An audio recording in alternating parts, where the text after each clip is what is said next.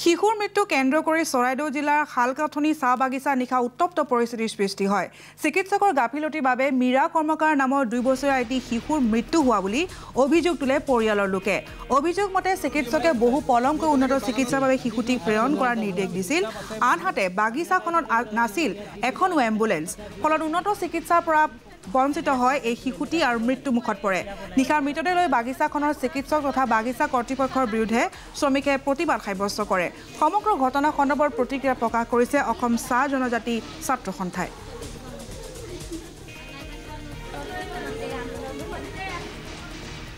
যি মেডিকেলৰ এম্বুলেন্সৰ অভাৱত তো এনে যি ঘটনা সংঘটিত হ'ল, এই ঘটনা পুনৰবাৰ যাতে সংঘটিত নহয়, ইয়াৰ কাৰণে আমি অসম চাহ জনজাতি ছাত্ৰ সন্থাই বাগিচাৰ কৰ্তৃপক্ষৰ লগতে মেডিকেলৰ বিষয় বিভাগসমূহক আমি সকীয়াই দিব বিচাৰোঁ যে এনে ঘটনা যদি পুনৰ সংঘটিত হয় তেতিয়াহ'লে আমি ইয়াতকৈ জংগী আন্দোলন বা এনেধৰণৰ জংগী আন্দোলন গঢ়ি তুলিবলৈ আমি বাধ্য হ'ম।